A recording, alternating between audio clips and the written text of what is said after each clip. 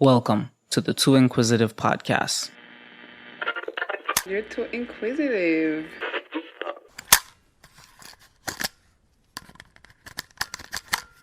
Welcome back, listeners. This is the second episode of the Too Inquisitive podcast. And I just wanted to say thank you for listening to the first one. I got great feedback and I'm glad you guys enjoyed it. And I hope I do keep on improving as the episodes go along. Today's guest is one of my favorite people in the world. She is a young lady, a young entrepreneur, and she has her head on her shoulders, guys. We had a very great conversation about her business, about wanting to quit our jobs, about taking that leap forward to becoming an entrepreneur full time, as well as talking about how social media affects us these days. I won't get too much into it. I hope you guys enjoy the podcast. Okay, so welcome to the podcast, Jade. You're officially my second guest, and I'm very happy to have you on board because you're a very interesting person, and I think we usually do have very interesting conversations. Thank you so much, and once again, thank you for extending the invitation to me. Yeah, we had a little bit of almost a thank you war. True. On WhatsApp earlier today. That's true. I think that always happens though. Like just the hype warriors. Yeah, I agree. Okay, so I've seen recently that you've had some struggles with the reopening of your store. I have. So I want to talk about that a little bit. For the listeners who don't know, Jade owns Island Aromas. And Jade, if you want to list out a few of your products really quick. Candles, hand sanitizers, lotions, body washes, hand soaps, you name it, premier personal care brand in the BVI. All right, great. And pretty much all of her products, I think besides the clay, is handmade, right? Yeah, they're all Homemade, like you make them handmade. yourself? I make them myself. I come up with fragrances and XYZ. So My favorite part about your business is usually the names you pick for the products. oh, thank you. No, that's all about the branding. Yeah, and the reason I like it is because a lot of it, you like try to incorporate the BVI into it some way or the other. Yeah, we're definitely a BVI brand. Very proud to be a BVI brand and want to kind of make that the forefront of everything. So all the fragrances are inspired by tropical BVI scents, traditional BVI scents like VI coconut tat. You won't really find that anywhere else in the world. I guarantee you will never find a coconut tat candle. That's true. And I actually use your products. Like I've bought a few stuff from you.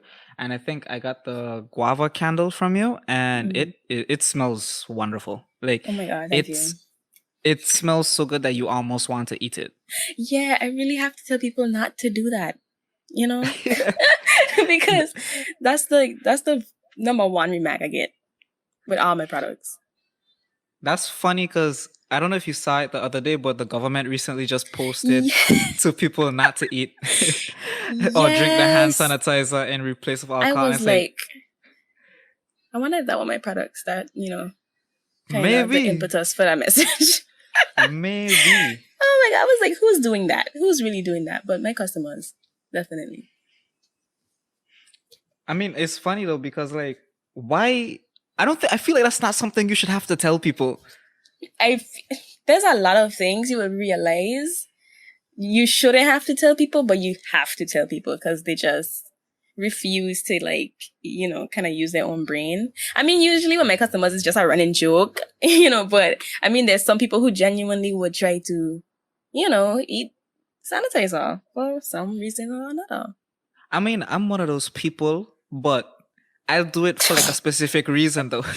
Like the vlog. Yeah, for the vlog, exactly. For the vlog or like for like a TikTok video or something. I'll do, like, I know it's stupid, but I'm willing to do stupid stuff on purpose. Yeah, I get that. That's your sense of humor. Yeah, that is my sense of humor. That a lot of people don't get, unfortunately. I know. It's fine. It's fine. Because I make at least you have the laugh. backbone. You have the backbone for people not being, always being in agreement with you. So Yeah, exactly. Like same thing as I always tell you, the key is to just not care what other people think. I'm learning. I am trying my best. I Not think had you enough, made but progress though. you think so? Okay. Yeah, a little bit. As long as I'm making progress. Like okay, every single thing we've ever talked about, and you've Mm-hmm. always told me that you're trying to get better or you're going to improve on something. I can Mm-hmm. honestly say that if I look from then when we talked about it to now, I can always say I've seen some sort of progress on whatever it is. Okay. I really appreciate that. I really do, because sometimes, as I told you earlier, I was like, I don't be feeling like I gain anyway. Honestly, I really don't. But I really Well, I appreciate. mean, it's the same thing as like looking at yourself in the mirror, right? Like when you was Mm-hmm. a child and then you look at yourself in the mirror. No, it's not like you can necessarily remember that you look Yeah. different. Like in your head, you pretty much always look the same, Mm-hmm. even though it's like huge differences, especially like if you take a picture from then and you look at a picture of yourself now, obviously you can see the big difference. Mm-hmm. But That's in your true. mind, it doesn't register because you see yourself every single day. So Mm-hmm. like in your My head, reality is constantly updating. yeah, Yeah. exactly. So it doesn't look like there's a difference in your head, but I mean, obviously there is a difference. Mm-hmm. So I think that pretty much plays out the same way. Like you might not see yourself progressing, but that's because you deal with yourself every day. Yeah, that's true. So That's what really what true. you could do to probably combat that is to document it in some way. I don't know if you like maybe I have like think a I'm going to journal or start a journaling. diary. Yeah. I'm Yeah, just inconsistent. So that's document it in actually some one of way. the things I'm working on right now, which is consistency.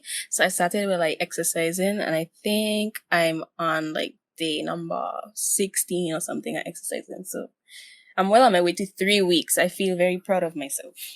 What are you doing for exercising? I was doing an ab exercise at first, and now I'm doing like a hourglass figure type something. So you're pretty much trying to like tone up basically. Yeah, because I finished the ab one. That was 2 weeks, and so then I just got some new equipment from a girl in Virgin Gorda from Living Fit BVA or Living Fit VA.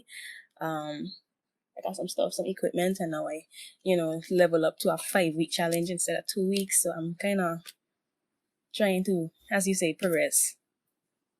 Yeah, that's cool. That's cool.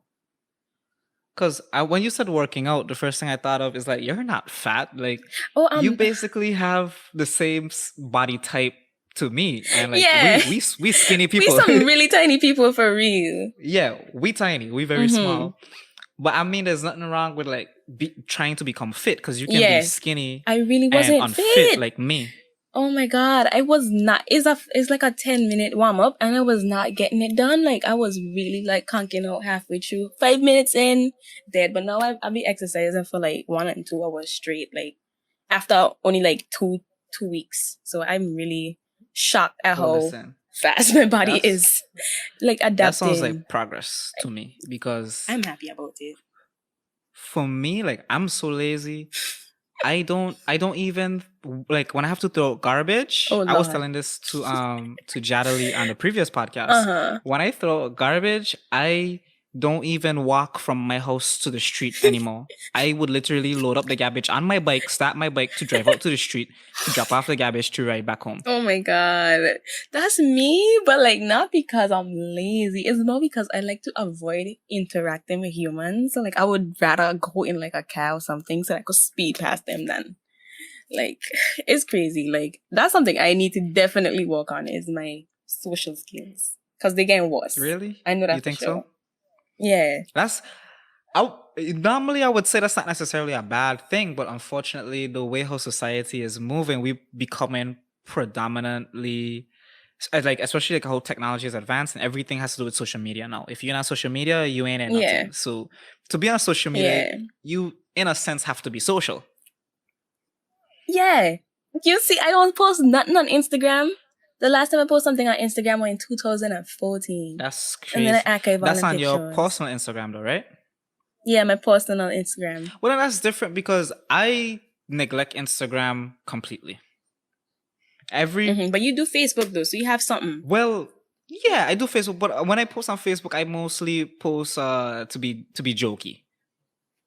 Yeah, and I post the bare minimum. Like there was a point in time when I would post several times a day.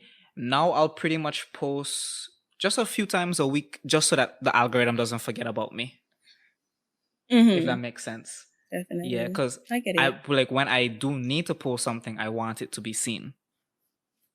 Mm-hmm. Yeah, I'll be studying the algorithm like it's school.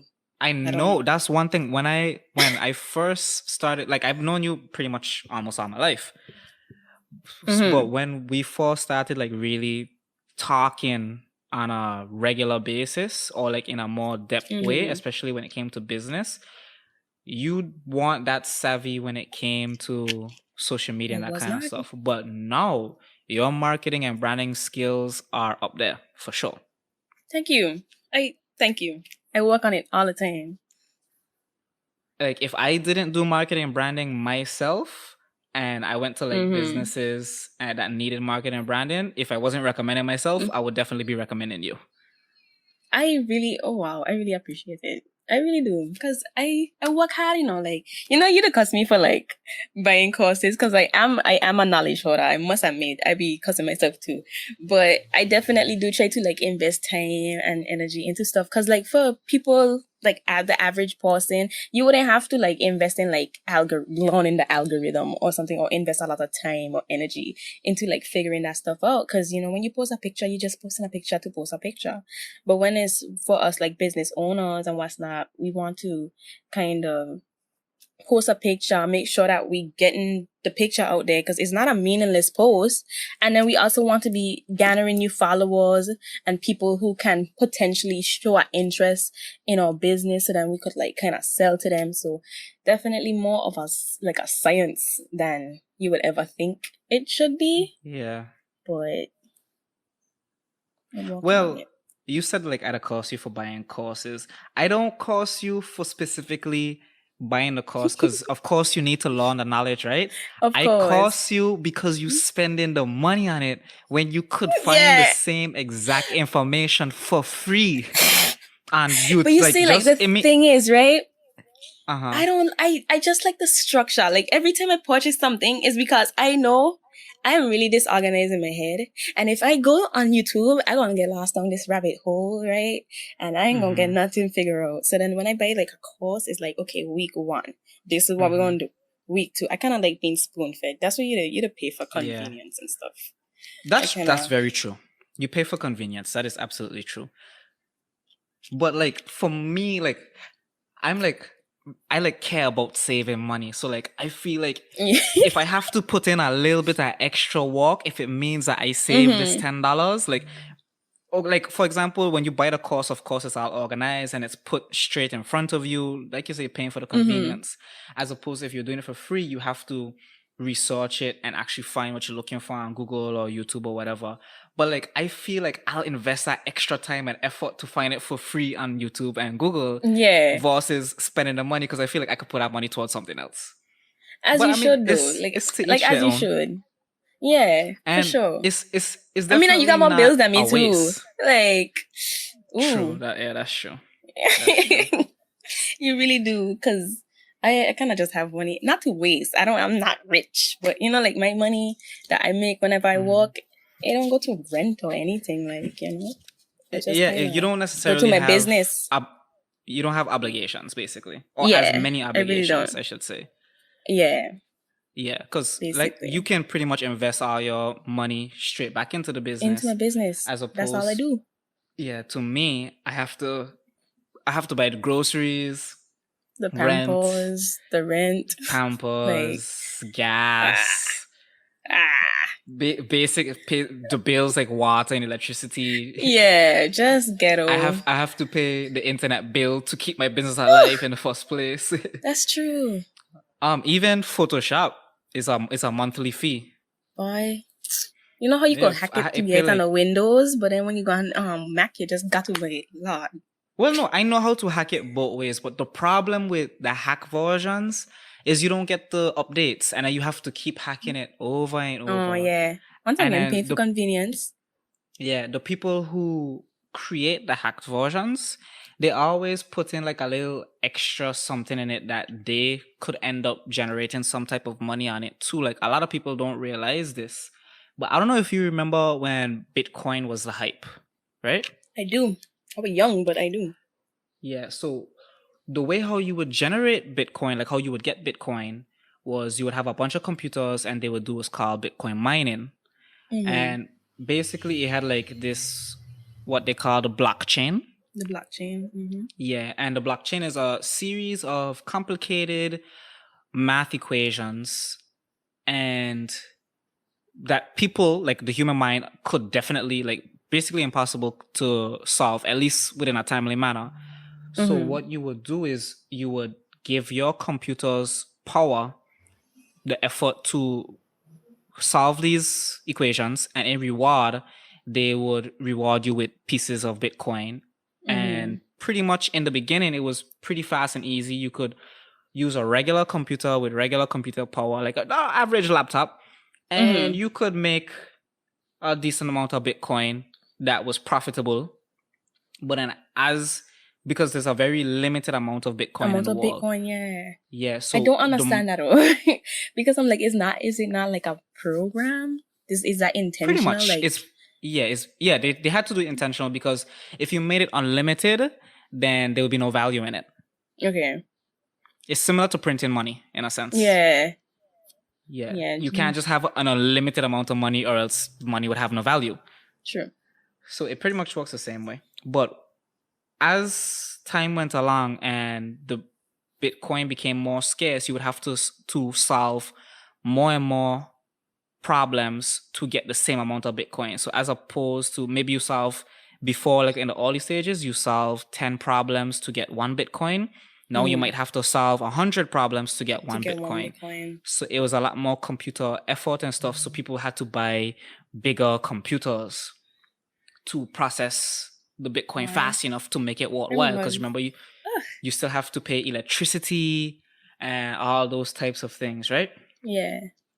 So what people would do to save money is, in the coding of these programs, right? They'll do the hack programs and release them for download for free, but there would always be like a catch in it. Embedded into the program, they would source your computer's power to put it towards mining Bitcoin and all the other cryptocurrencies without your knowledge. So when you're using these hack programs, you might be running one program, but your computer using all the CPU power, because the rest of the power going into putting in Bitcoin mining for somebody else. That is crazy. Because I didn't think of it like that. Because I always used to be like, I think they're like stealing my information or something. Like, that's why I used to be kind of scared. They steal information also. They do that too. Basically, they'll steal your information, gather information on you, and then they'll sell it to advertisers, which is what like TikTok and what's not is banned for stealing information. But I mean, all social medias do it too, Facebook and Instagram. Yeah, that's why China doesn't. I don't think they allow like YouTube and stuff over there.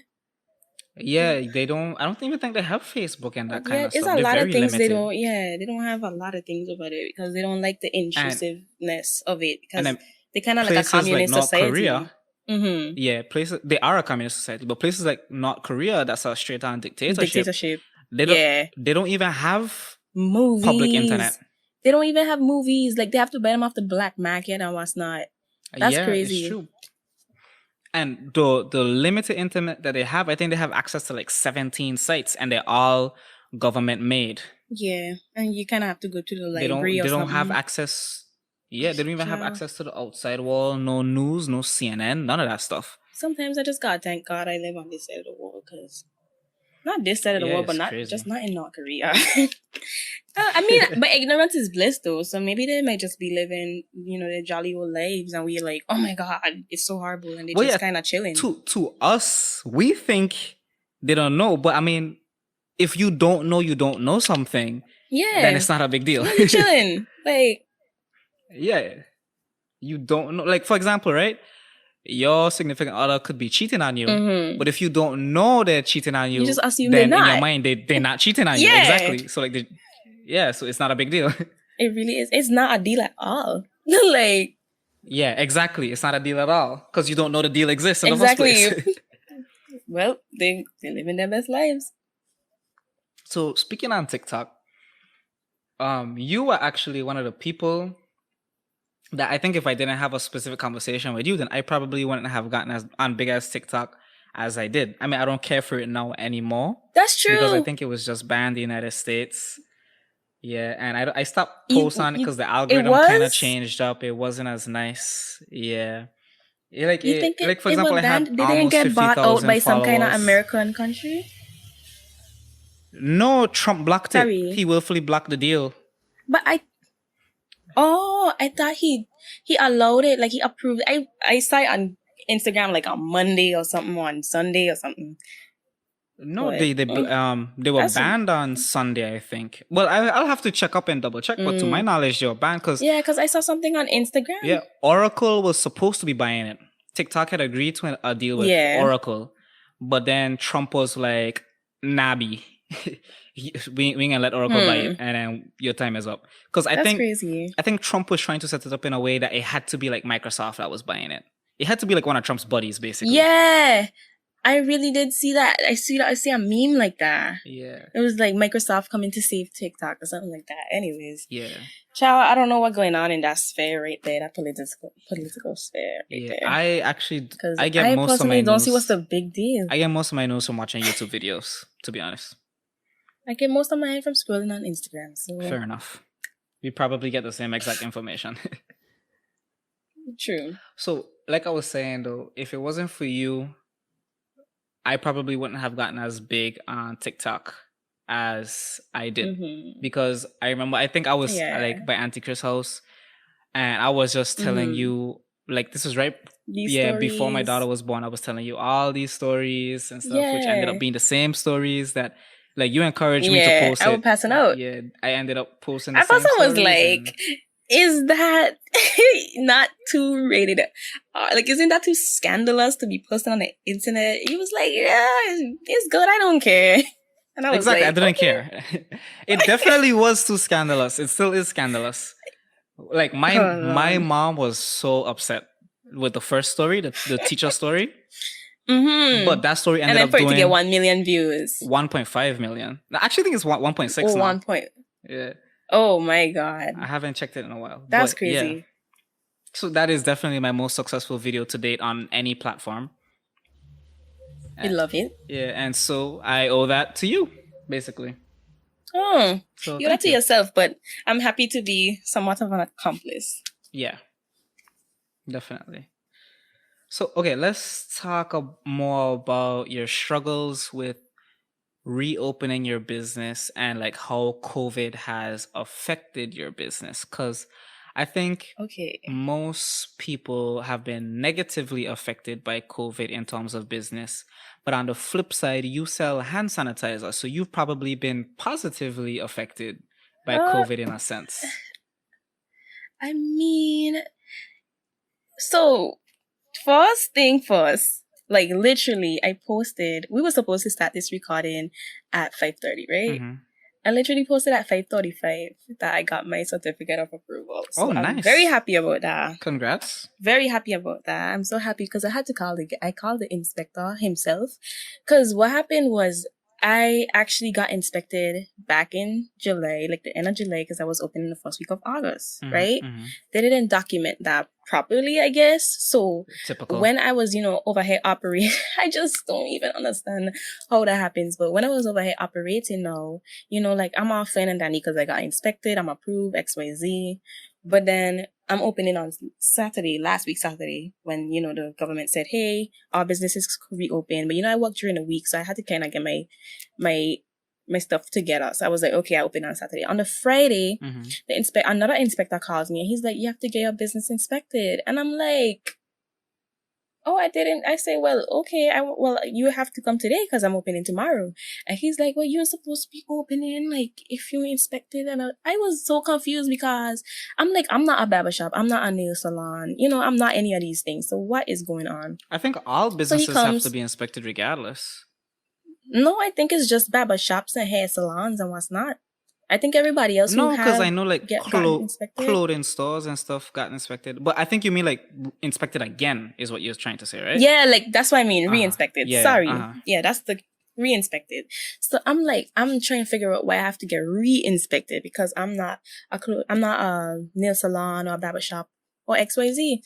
So when the guy comes, he gives me a lot of good tips. He was really friendly, really efficient in what he did. So I wasn't, I have nothing against the inspector, but he's like, we having a conversation. He tells me like basically, well, they have it back on their records that I was never inspected in the first place. So I'm like, wow, that's crazy because I did get inspected and I did get approved. So now I have to wait for my certificate of approval. And he's like, you shouldn't be open until you get it. It's going to come in 24 to 48 hours, which is Friday. So that would be Monday or Tuesday in business hours. So question, sorry to cut you off. So when you were first inspected the first time, you didn't get a certificate or any kind of paperwork to prove that either? I did not. Oh, wow. Because they never sent it. So, but I didn't know I didn't know this was like a statutory requirement type of thing. I was just like, well, they have it on their records that I'm inspected. So why would they pop up you were just trying, going with the flow, basically. Because, I ain't trying to do anything illegal per se. I just try and open my store and I got it inspected as I should, So I'm like, this is crazy that they don't have me on the records. But he says 24 to 48 hours. Tuesday comes around and I don't have my certificate. So I call them and I'm like, hey, to like the department itself. I'm like, hey, I didn't get my certificate. Like, what's up? And the girl tells me that it should be here by the end of the week. But if not, call back next week. I'm like, what do I tell my customers? Because I already been advertising that I'm going to open. Yeah. Government offices are so, especially in the BVI, they are so unreliable, unorganized. I just don't know why. For example, like I had my situation with my Jeep. So I paid for my police report January 6th, right? Okay. Which I needed the police report to give to the insurance to get my vehicle, everything sorted out. It wasn't until, what month we in now? September? We're in September. It wasn't until August. It wasn't until August I finally got my report. Wow, that's okay. I ain't gonna complain again. When I paid for it, they told me it would be ready in 2 weeks. First of all, I don't understand why it takes 2 weeks because why can't they just print it out when I paid for it one time? It's literally just printing out a piece of paper. That's the real question. That's the real question because my thing is you just have to type a business name into the little line. I'm trying to figure out why it's taking so long. But yeah, continue. Second now, why did I have to go to Tatula to do this in the first place? Why couldn't the police station up here handle it? They don't have a printer up here? Like, try to figure out. Exactly, because I had to get information, like the way it works, right? Is the officer does an initial report, right? Then you have to go to town to pay for the report. The officer over here then sends the information to town so that they can do the actual report, right? Why couldn't the officer up here do the initial report? I pay him up here and then he print off the actual report for me one time. Wouldn't that be so much more efficient? I don't understand. That's the problem here. The efficiency. Like, where is it? Why wouldn't you want to be more efficient? Because if you were to give me my certificate of approval in a timely manner, I wouldn't have to call your offices and you wouldn't have to feel like you're working under pressure. You feel me? Like if you just did everything in the time frame that you said you would do everything in, it's just like it would make your life a lot easier and my life a lot easier. Like it would just make everything a lot easier. I don't get it. So much easier. And it's why they're so infamous for it. It's not like a one-off case. It's like everybody's like, oh, Jade, you have to expect that with the government. I'm like, but why though? Why do I have to expect that? And it's not even to say it's one department. It's like all of them. I don't get it. Every single one of them. I don't get it. I was so confused. After I waited 2 weeks, I go back to town because they said they would call me. They never called me. I went back and I asked them, is it ready? They said, oh, it's not ready, but try back in a week. I said, no problem. So this time I go back to town again. Go in a week's time. I go check up on it. They said, oh, well, it should be ready, but we don't have it here. It's Ooh. probably in Vojangada since the accident was in the 9th district. I'm like, so I pay for it here, and Whoa. why is my report in Vojangada? Whoa. They acting So like then email and they scanners give me a number.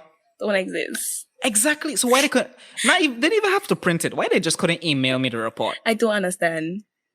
I don't get it. So then they give me a number and I'm calling Vojangada. Vojangada is like, they don't have it yet, but it's probably on the way. I said, fine, no problem. I give it some time. A month later, I'm calling Vojangada. The lady asks me for my name. I tell her my name. She says, sweetie, I'm the exact person that all the documents come through, and I have never seen an envelope, nothing with your name on it. So I'm like, nah. So this is like 2 months later now. Yeah. Why I don't have my report yet? Then the COVID thing happens, and I kind of forget about it because it's not like I could drive the car during COVID anyways. We go on lockdown and whatever. So we get out of all this, and I'm ready to start deal with it again. I call back for Jakarta because I said, okay, enough time has definitely passed. It's been like 4 months now. The lady says same thing. She never got anything with it. So I call the police officer up here. He says, he can deal with it. So he calls Tong. He asks him about it. Then he calls me back and he asks me if I have my receipt and what date I paid for it. Luckily, I had it. Yeah. I said January 6th. He says, well, these people never even contacted him to get the initial report. That's crazy. So they basically took my money and didn't even start the first process to get the report done in the first place. That's what burned me. That's what It's horrible. It's ridiculous because the crazy part about it is that when I got my business inspected the first time, right? It was in July. Like it was the end of July going into August, literally. No COVID cases in the country. The frenzy of, okay, let's get our businesses inspected. That had long gone in like, the earlier months when the outbreak had just occurred. I'm literally on the backbone. I come in talking about I can open my store because I was supposed to open in March, right? But you know what happened in March? I didn't get to open my store at all until August. So literally there wasn't nothing going on. So question. When you were supposed to open in March, but you didn't get to because of the lockdown and what's not, had you already started paying rent for the place? No. I was still discussing, so I would have had to still get my counter built. That's what took so long for the August. I had to get my counter built. I had to get everything basically. So I had the plan in place from like February to say, okay, let's open at the end of the March, like that kind of way. But that. I just wanted to make sure you wasn't. No, I would have cried. I would have been. I would have been bawling tears. So during the lockdown and stuff, you had to work from home, yes, right? Yes, I did. So you were still getting paid. Yes, I was. Still working. So fortunately, like your paycheck and nothing didn't get cut or anything. No, we were doing the same amount of work from home, and then like as soon as the curfew lift, I was right back in the office. Not a day later.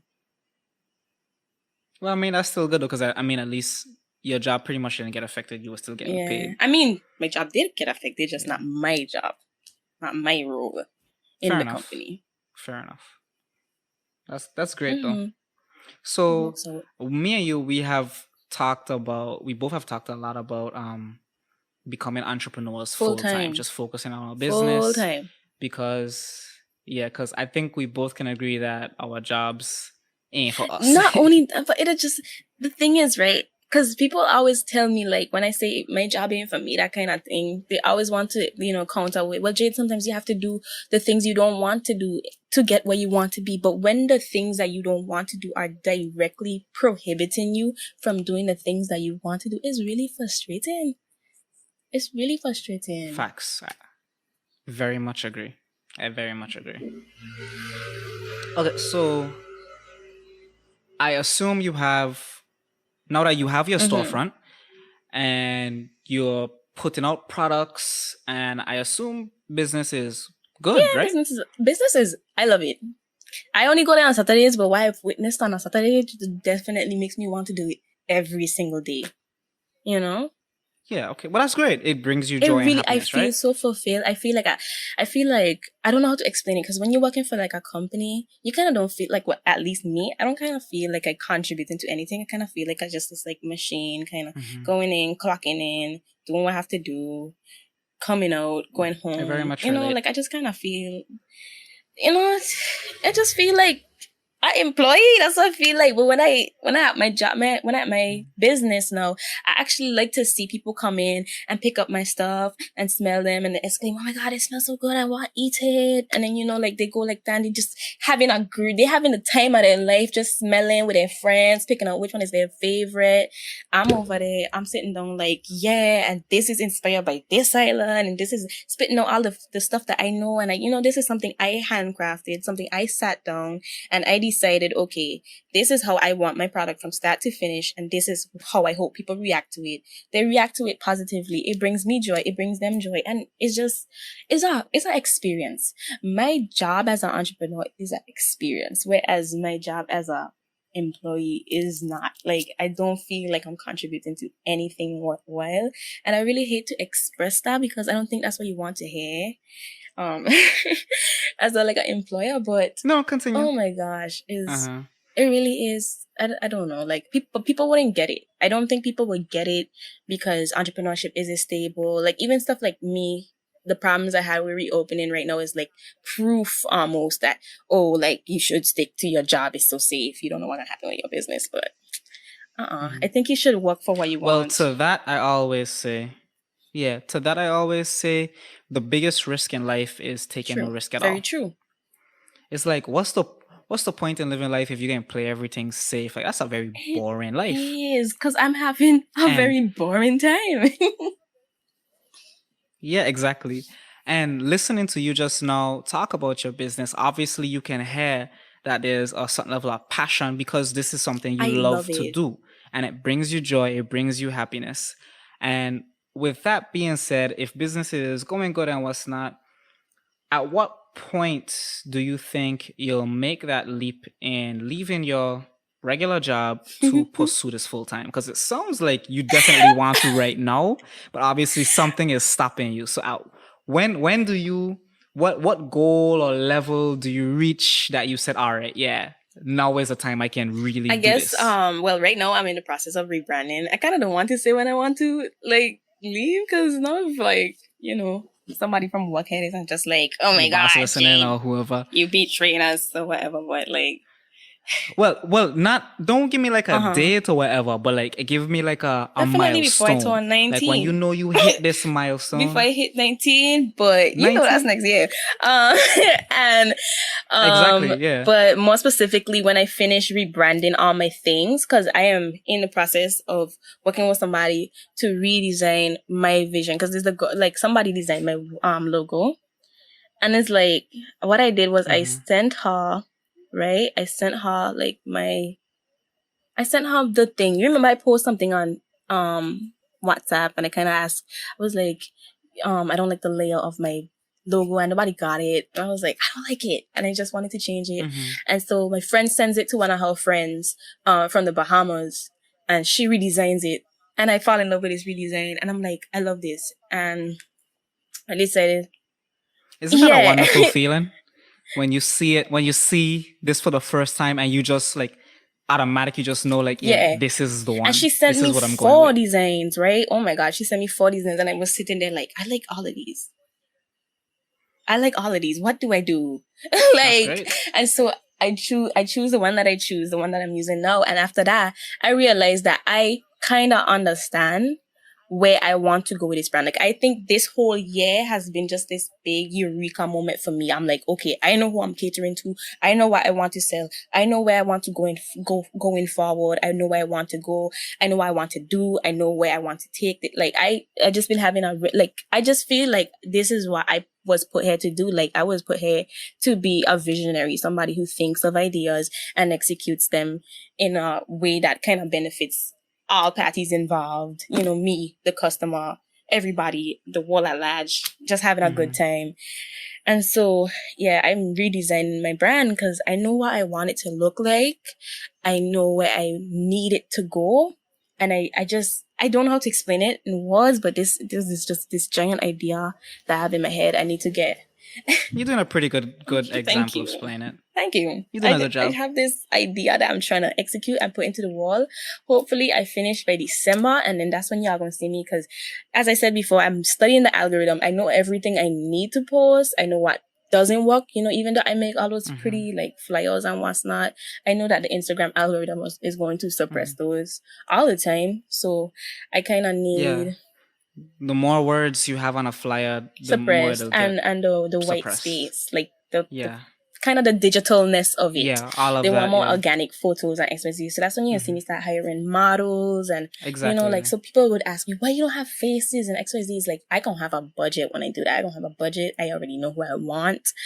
I already know what I want them to do. I already know which islands I'm going to film what I have to film and to take pictures of what I have to take pictures of. And I well, you know, if you need a film of you know, videographer and photographer, we don't already hint, know. hint, you know.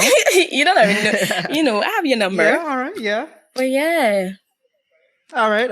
Say Yeah, less, man. say less. And I like how you, as I said, I explained this to you back in like when I wanted to do that one thing with me, and I explained to you how much I love how you take pictures of the water. Yeah. Like I feel like you're that guy who gets the beach, and that's my idea. You get the outdoor photographs, and I feel like everybody else is kind of like obsessed with like sunsets and what's not. Thank you. But like the daytime life of the tropical island. Oh, don't get me I wrong. love a sunset I love too. a sunset. Don't get me wrong, but that's not indicative of everything that is, island life. I like how you capture the fun, you to go underwater, you to go drone shots, flamingos flying. I love it.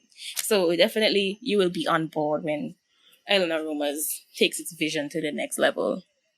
It's funny that you bring that up because there's people that when I'm with them, they always cussing me because like it'll have like a very beautiful sunset and they're like, when she was a photographer, why are you not taking a picture of this? I'm like, it doesn't speak to me though. Like I'm not one of those photographers that take a picture for taking a picture's sake.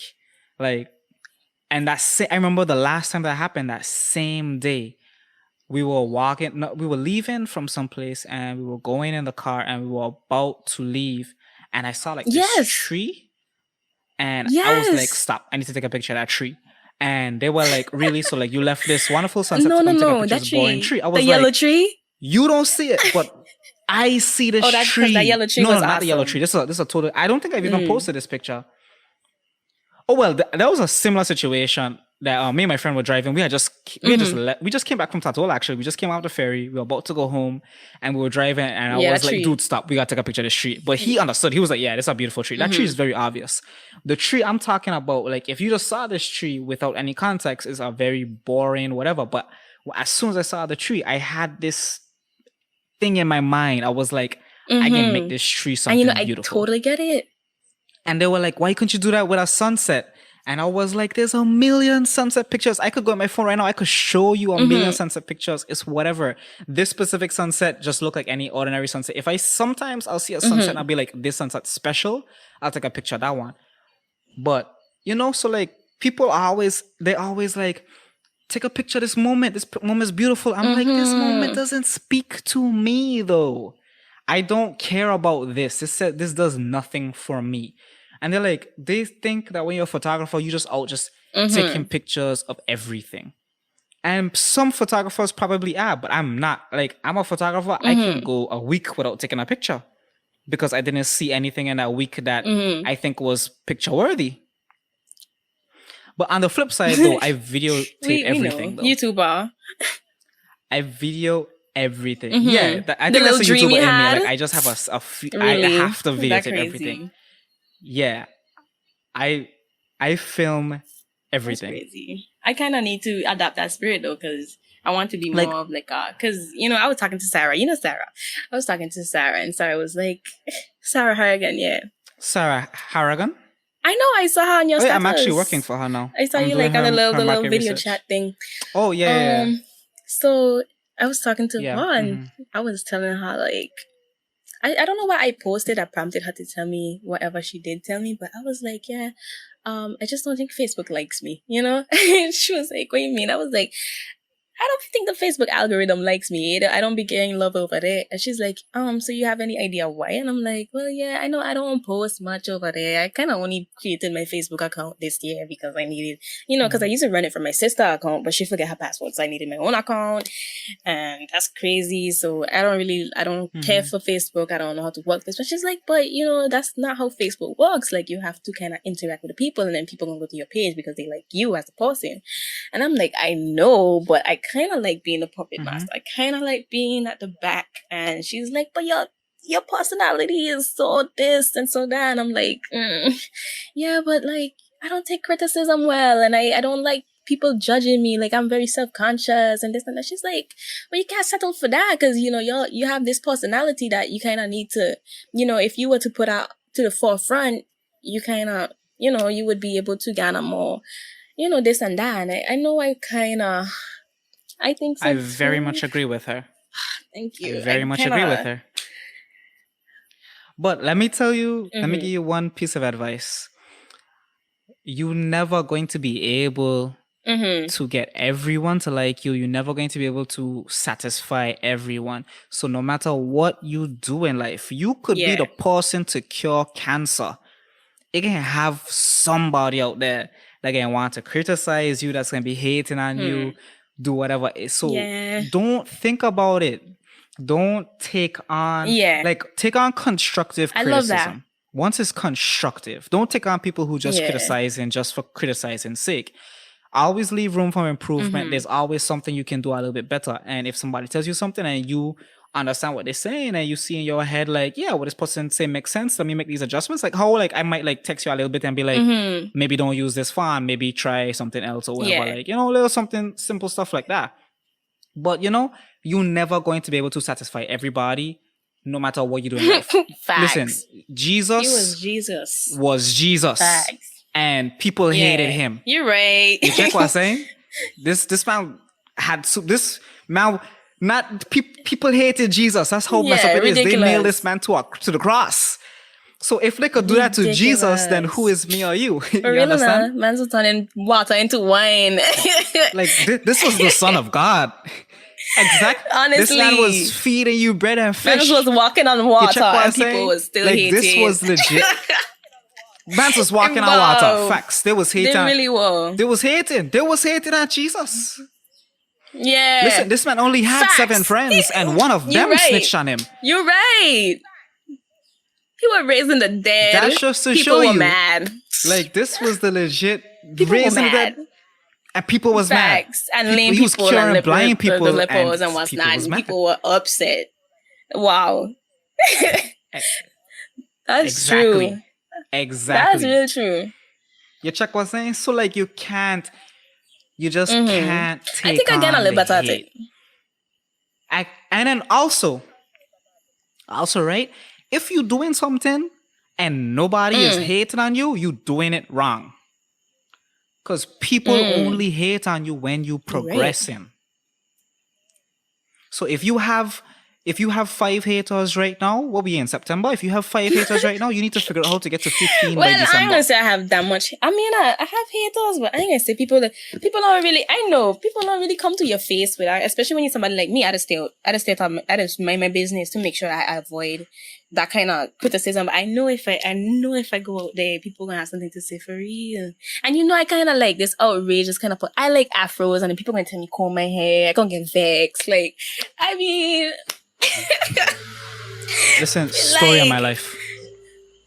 Listen, when I was in high school, I just started growing out my hair and I had like the little Afro vibes going on. Yeah. Everybody would down my throat, like, cut your hair. And I just didn't care. Like, I don't have to listen to you. Like even the people know, right? The people know, like, when I say I want to cut my hair and they'll be like, no, don't cut your hair. You're gonna look so weird. You was the same one telling me not to grow it in the first place. I hate those people who just switch. They just switch.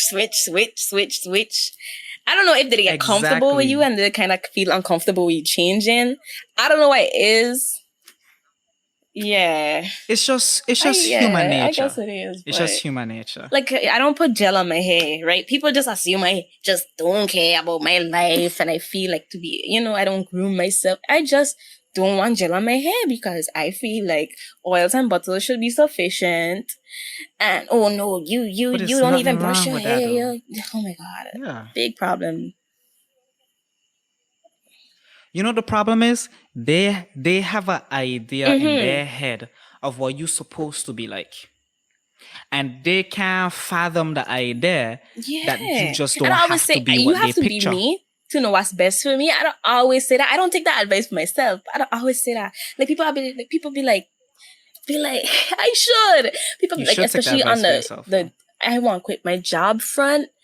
I don't think I would have been that's there so long if like I didn't get so much opposition for it. Oh no, you can't quit your job. People are making it seem, and it's like if you understand how people, you should. Well, I was one of the Oh my God, one people you telling you and my that you little just need to do what sister makes you happy. probably the only people who was like, Jade, I get. Oh, no, and some fellow entrepreneurs. Entrepreneurs get it. Entrepreneurs get it.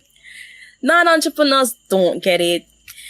Yeah, entrepreneurs would always get it. They're like, yeah, I get it. You doing what makes you happy, and everybody else just trying do what makes them money, which is fine. But I don't know. I feel like I could do better. Like I feel like I could do better if I had control of my vision. Like if I could say, okay, I'm gonna wake up. First of all, I'm waking up at 10 o'clock in the morning. I'm not waking up at 6, and I'm gonna start on XYZ project, and I'm going to continue throughout the day, and then I gonna get a lot more stuff done. I gonna have fun while doing it.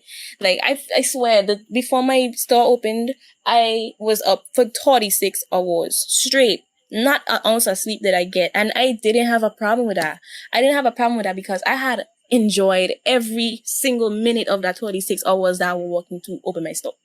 I can say one thing. If you do that often, it's gonna I come know. back to haunt you. I don't do it often. Cause that was me. That was me when I was like making t-shirts and stuff. I was making t-shirts up until 4 a.m., going to sleep to wake back up for 6 Yeah. to then go walk, to I come actually home went to walk. do more shirts. And I was running on nothing but Coke and Red Bull. And I want to believe, right? That's a big contributor to why I have so much anxiety and stuff now. Like I feel like I exhausted my body to the point that it kind of shut down on me now. And like over time, I'm getting a lot better. Like I definitely don't have nearly as Yeah, much we see you being anxiety as I did productive. back We see then. you.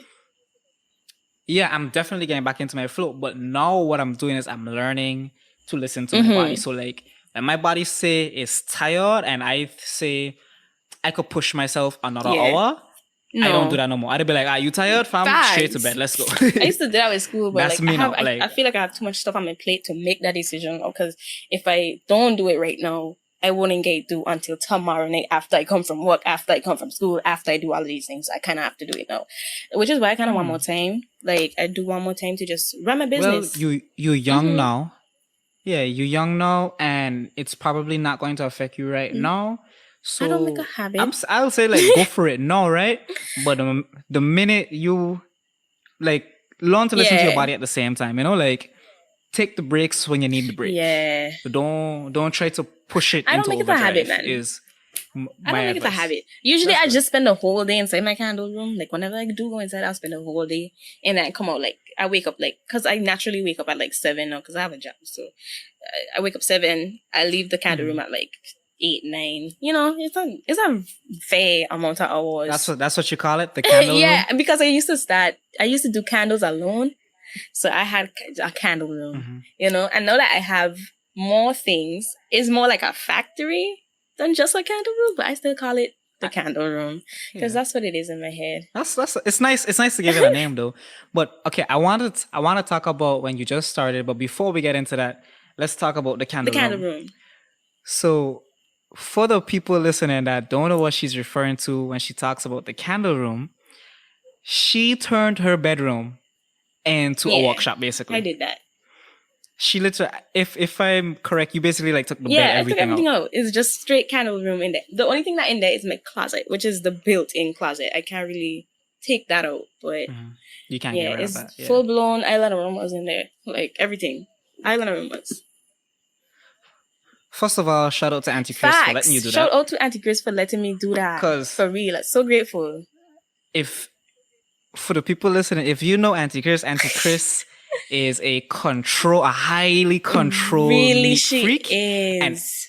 And everything in her apartment everything in her space that she could control have to be a I certain mean, she way. does. If the sugar jar ain't where the sugar jar supposed to be, she can Her lose her mind, mind. like, it's crazy. Honest to It God. really is. I mean, Honest she to God. does come in there. Oh my God. Because, like, I kind of miss. Like, if I get, if I come out the counter room at 8, I'm cleaning the counter room at 8. I clean the counter room the next time I go inside the counter room. So it'll be a mess. I ain't gonna lie, right?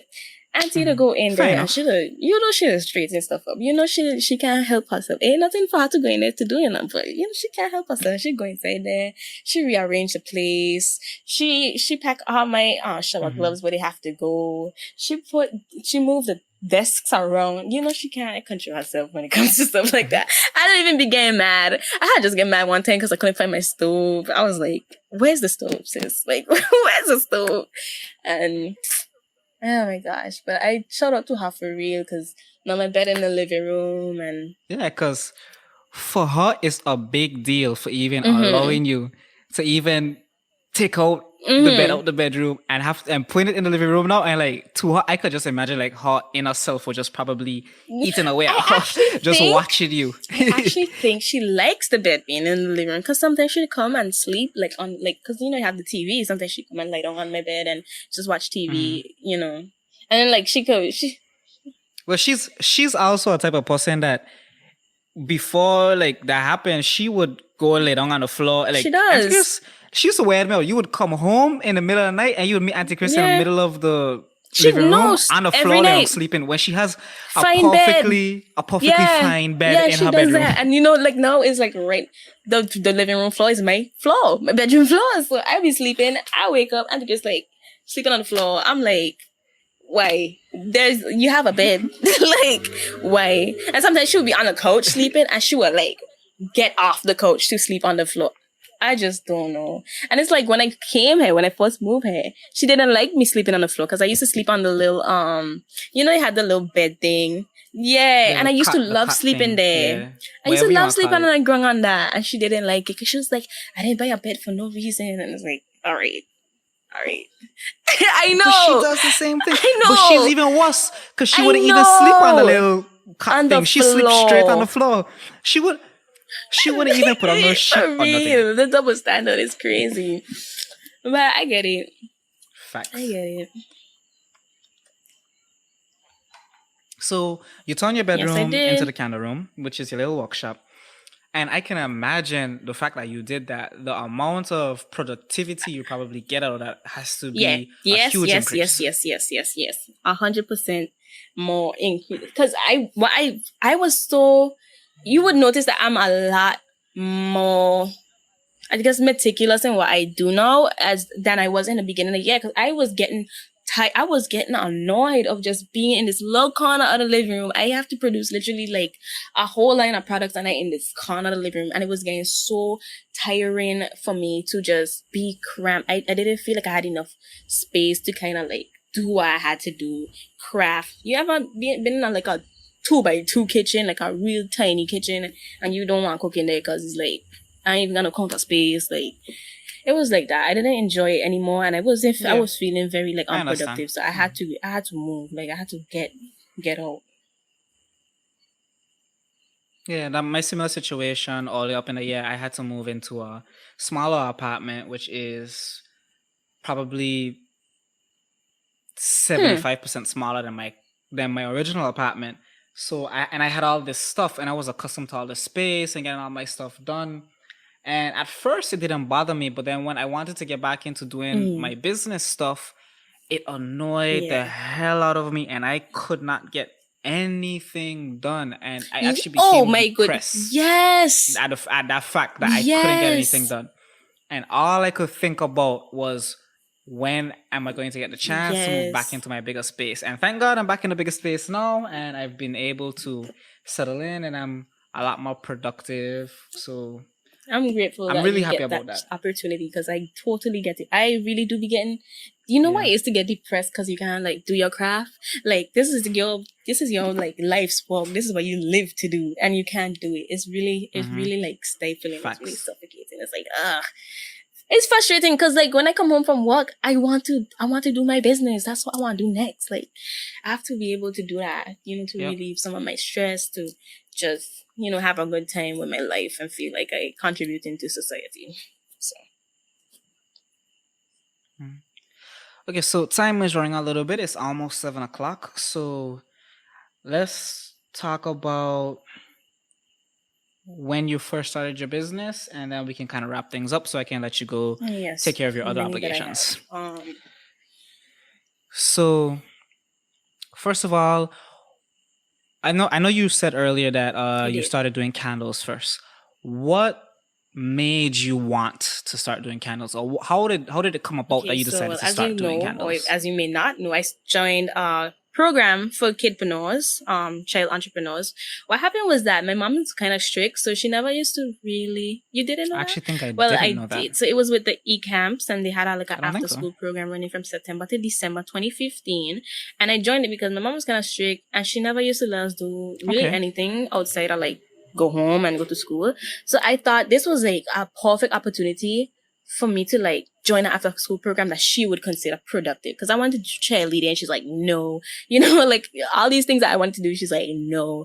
And so like I'm like, this is a perfect after school program where I would get to kind of be productive and like still say, okay, I gained something to do other than go home and do schoolwork all day. So I joined this with my sister. Best Fair of enough. both Best of worlds. I both joined this with my worlds. sister because at that time, I used to look up to my sister, and I used to be like, wanting to do everything she was doing. I don't know if you know that feeling. You're the oldest, I think. Yeah, so you probably never Yeah, I experienced am the that, but like, oldest. there's this thing where you kind of look up to your sister. At least I think so. And so at that time, I wanted to like be like her. And she joined the program, and all her program buddies kind of dropped out because they was like, this boring.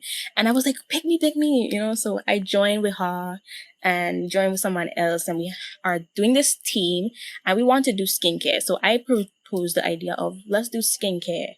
But then Miss Portia Harrigan, who's Sarah's mom, she is the person who coordinates this whole thing. Oh. Very small world. Small world. She coordinates. She's the one who, is running this program. And she's like, well, we already have skincare in the BVI. We have Sage Roots. We have, the EC Soap Co. No, I'm 13. I don't know what any of this is. All I know about is like Doritos and schoolwork and just, very minor things in life. So I'm like, okay, I don't know what you're talking about, but You were also very sheltered too was because very of sheltered. the So strictness of your I don't mother. know what she was talking about, but like a competition and all of this fancy stuff. I was like, all right, whatever, I'm gonna go with it. Cause I don't, I ain't somebody who to confront situation. I don't ask questions when I don't have to. So we have this mentor because we're sponsored by the BVA Tourist Board, right? We're sponsored by the BVA Tourist Board, and we have to go by like the director or something. I can't remember. This was when I was 13. But she's like, why don't you find a market or a niche where, you're kind of in the monopoly, and then you walk your way towards the skincare arena so that you could kind of be a viable competitor, right? And so the niche she chose, she was like, why don't you do candles? Nobody's doing candles. You should do candles. And then eventually you could grow into a skincare brand. And so said, so done. We did candles. I hated it. I hated every moment of it because I could not get it done. I couldn't get these candles to smell good. I couldn't do it right. It was frustrating. My mom was like, do this, do that. And I was like, oh my God, I hate this. Like, I didn't enjoy it. I simply didn't enjoy being an entrepreneur anymore. Like, it wasn't fun anymore after the program was finished. Like, it just wasn't fun. And I just didn't like it. But eventually, let me tell you, when I cracked the code, like in 2018, 2015 to 2018. I cracked the code to these candles in 2018, right? This was still my... But that's just to show people though, like things don't happen and I hated overnight. up until Things take 2018 time. simply because I'm somebody who likes to get things right. Like I can't deal with the fact that I ain't good at everything. That kind of like mentality, which is horrible, but I can't deal with the fact that I'm not good at everything. So like I was so pissed off that I could not make these candles correctly. But when I got it, and I ran with it, and I was like, I could do this now. And I think at 2018, at that point, I was actually getting ready for one of Miss Portia's creative markets that she has at Lady Sarah's in December. And that's when like I was making them, and I was like, oh my God, like the minute I pour these candles, I'm like, this is the recipe. This is the formula. Like I killed this set, like, and I'm so happy. And I'm like, oh, after that, I think the first, I had, hand sanitizer at that time. So I was debuting that because I was getting ready to ditch candles. Like, I can't do this. Like, but then I had 2 products and I felt really inspired to continue. And that's, I guess I would say 2018 is the beginning of my desire to become an entrepreneur. So I was an entrepreneur since 2015. But my desire to be an entrepreneur didn't come about until like 2018, where I got into the swing of things and I was like, okay, this is something I want to do for sure. And it's like, it kind of was more like I developed a little bit more confidence as well, because it was like, I can get better at stuff. Like I was not good at this, but now I'm really good at this. And I will continue to get better at this. And so that's something that you would notice that I dream really big. Because I believe that whatever I want to do, thank you so much. I believe that, like, even if I completely horrible right now, like, if I work at it, I gonna be awesome. Like, you know, I don't know how to do this, but if I say I want to do it, I know it's possible. And since it's possible, I'm gonna make it a reality for myself. And I think that's one things I like about myself, even though I get, like, overwhelmed easily and, you know, I'm not a people person, I have all these problems, but, like, you know, I think the fact that I know that if I want to get somewhere, I can get somewhere, and I will try my best to get there. I think that's definitely where that stemmed from. 2018, December 2018. Well, you've had quite a journey, and now that you have your storefront, I guess you can mark that as a milestone, but it's also a new beginning at the same time. It is. Well, thank you. Well, it's almost 7:00, so I'm gonna let you go. But thank you for being a guest on the podcast. Thank you so much for having me.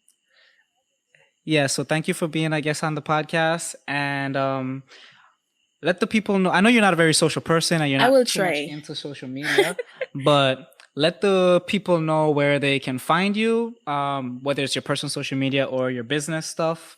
If your store, I know you're reopening your store, so you can tell them when are you reopening, what times you're open, that kind of stuff. So I'm not sure when this episode is coming out, but I should be open tomorrow if my employee agrees to this short notice. But I should be open tomorrow. That is the 24th of September.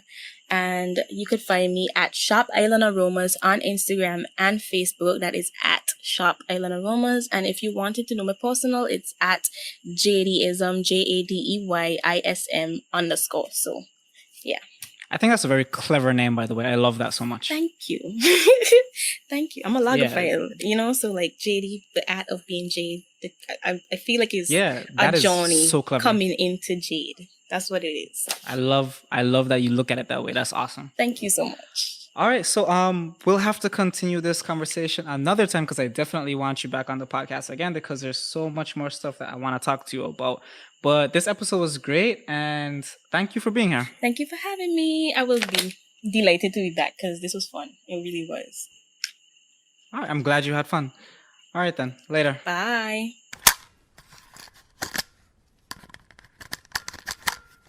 What did I tell you guys? A very intelligent young lady who definitely has her head on her shoulders, as well as a bright future. I hope you guys enjoyed this podcast. And to Jade, I just want to say, keep up the hard work. Don't mind the hate. Keep pushing forward. Good luck. To the rest of you guys that are listening still, thank you for making it this far. Stay tuned every Monday for a new episode of the Too Inquisitive podcast.